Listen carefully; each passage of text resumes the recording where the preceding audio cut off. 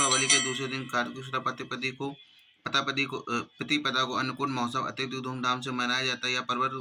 यह पर्व गोवर्धन पूजा के नाम से विख्यात यह पशुओं का मुख्य पर्व है। उत्तर भारत में यह बहुत उल्लास से मनाया जाता है। प्रातः का भगवान श्री कृष्ण अपने बाल रूप से श्री विग्रह से ब्रजभूमि को धन कर रहे थे। वहां आनंद का समुद्र लहराता था। एक दिन श्री कृष्ण ने ब्रजवासियों को मंडप बनाने की पूजा सामग्री जुटाने में व्यस्त पाया। उन्होंने कौतूहल से पूछा। उन्होंने गोपियों और गोपों से कहा कि इस अमुक तैयारी का कारण क्या है। गोपों ने बताया, आज ब्रजभूमि में सर्वत्र देवराज इंद्र की पूजा की जाएगी। उन्हीं की कृपा से वर्षा होती है, जिससे हमारे यहाँ पर्याप्त अन्न गौवों के लिए चारा उपलब्ध रहता है। श्री कृष्ण ने गोपों से इंद्र की पूजा का विधि विधान पूछा तो उन लोगों ने पशु बलि आदि यज्ञों में वेद कर्मों की चर्चा की। श्री कृष्ण ने मुख्य पशुओं की बलि यातना को अनुचित बताया और इंद्र की पूजा बंद करके गिरिराज गोवर्धन का महत्व बताया। इसको देवता मान करके पूजा का आग्रह किया। कुछ रूढ़ी और वैद्यों को छोड़कर सभी ब्रजवासियों ने श्री कृष्ण के सुझाव को मानकर उनके नेतृत्व में गोवर्धन पूजा करने का निश्चय किया। सभी इस प्रकार से मिष्ठानों और पकवानों से गोवर्धन पर्वत का भोग लगाता थी। विधि विधान अर्चना से पूजन और अर्चना की। इस प्रकार मूक पशुओं की बलि को बंद कर दिया गया। देवराज इंद्र को जब ब्रजवासियों ने इस प्रकृति की सूचना मिली तो उन्हें अभिमान के कारण उनका गुस्सा जाग उठा और उन्होंने ब्रजभूमि को नष्ट करने के लिए दृढ़ निश्चय किया। उन्होंने प्रलय और मेघों को बुला करके आदेश दिया कि तुरंत जाकर के ब्रजभूमि डुबो दो। सर्वत आदि मेघों ने इंद्र की आज्ञा पा करके भीषण जलवृष्टि करने लगे। पूरा ब्रज समुद्र की तरह पानी से भरने लगा।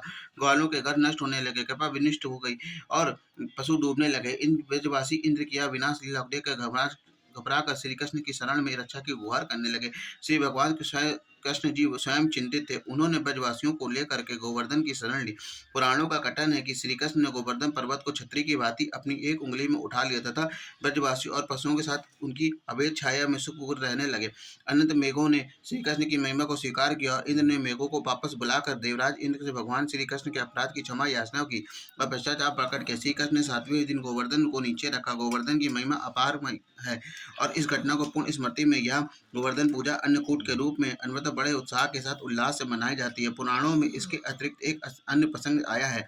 इस बार की प्रतिपदा को पार्वती देवी जी दूध कीड़ा में शंकर जी को पराजित किया तथा शंकर जी दुखी थे और पार्वती जी बड़ी प्रसन्न थी। ऐसी मान्यता है कि इस दिन वर्ष भर हानि इस वर्ष की हार से वर्ष भर हानि का मंगल होता है। इससे बीते वर्ष से कल्याणकारी होता है। लोक कथा, एक दादी माँ अपने नातिन के साथ झोपड़ी में रहती थी। वह बड़ी गरीब थी। दरिद्रता के कारण उन लोग छोटे मोटे से काम से अपना पेट पाला करती थी। वहीं एक ब्राह्मण रहा करते थे। वो सूर्य के बहुत बड़े उपासक थे। प्रतिदिन गेहूं के आटे से बने भोज पता सूर्य भगवान को भोग लगाते थे। सूर्य के उपासक प्रति दिन अपना गेहूं से उसी बुढ़िया को पिसवाते थे। बुढ़िया की नियत बड़ी खराब थी। उसने एक दिन निश्चित मात्रा गेहूं निकाल के उसमें कंकड़ पीस देती थी। वह एक दिन अन्य काम से कुछ दिनों के लिए बाहर गई थी। उसने ब्राह्मण देवता का गेहूं पीसने के लिए अपनी नातिन को निर्देश दिया, साथ ही थोड़े कंकड़ गेहूं में मिलाने की हिदायत दी। किंतु उसकी नातिन गेहूं के स्थान पर कंकड़ मिलाना बहुत अनुचित लगा। उसने 4 दिन तक गेहूं बिना कंकड़ के पीस दिया। उसकी ईमानदारी से प्रसन्न हो गए भगवान ने उसको प्रतिदिन भोग लगता था। एक दिन जब दादी वापस आई तो अपनी नातिन बहुत क्रोधित हुई, खूब उटपटांग बकने लगी। उसी मध्यराति एक बहुत दरिद्र भिखारी वहां आ गया। उसने नातिन से कहा, इससे तुम्हारी शादी कर देंगे। उससे क्रोध में ऐसा ही किया। रास्ते में दरिद्र अपने असली रूप भगवान सूर्य रूप में प्रकट हो गए और अपने पति को वास्तविक रूप देखकर बहुत प्रसन्न होकर सुखपूर्वक उनके साथ रहने लगी। इसी मध्य उसकी दादी का निधन हो गया। वह अपने कर्मों में नर्क में गई। एक दिन स्वप्न में अपनी दादी को नर्क में दशा दुर्द नर एक दिन स्वप्न में अपनी दादी की नर्क में दुर्दशा दिखाई दी तो उसने पति से विनय किया कि उसकी दादी की माँ के उद्धार के लिए उपाय बताए। उन्होंने कहा कि 12 वर्ष तक एक काला कंबल धो करके सफेद कर दे। उसकी यह बात दादी को सपने में सूचित की गई। दादी माँ ने दिन तो कंबल धोया, फिर बोली, हमें यह नर्क भला ही कंबल नहीं धोया जाता। फिर सूर्य भगवान ने राय बिनने का निर्देश दिया। बूढ़ी दादी वो भी ना कर सकती। फिर आकाश में 12 वर्ष तक तारे गिनने का उपाय बताया, उसे वो भी ना कर सकती। अपनी दादी की दुर्दशा और बुरी हालत में उसकी नातिन बड़ी दुखी होकर रहने लगी। उनके उद्धार का आग्रह करने लगे। सूर्य भगवान ने बताया कि गेहूं में कंकड़ मिलाने के साथ उनकी यह दुर्दशा हो गई है।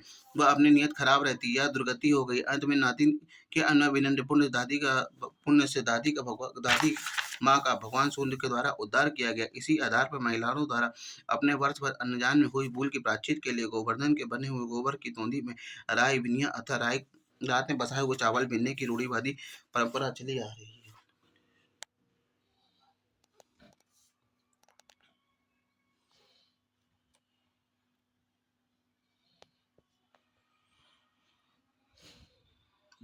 आओ मोहन भोग लगाओ, प्रेम सहित सब भोग लगाओ। ऐसा भोग लगाओ मेरे मोहन, सब इमरत हो जाए मेरे मोहन। भूले बिछड़े भोग लगाओ, सभी भवानी भोग लगाओ। ऐसा भोग लगाओ मेरी अम्बे, सब इमरत हो जाए जगदम्बे। बाल गोपाल गोविंद नारायण, भूले बिछड़े भोग लगाओ, सभी भवानी भोग लगाओ। ऐसा भोग लगाओ मेरी अम्बे, सब इमरत हो जाए जगदम्बे। आओ मोहन भोग लगाओ, प्रेम सहित सब भोग लगाओ। ऐसा भोग लगाओ मेरे मोहन।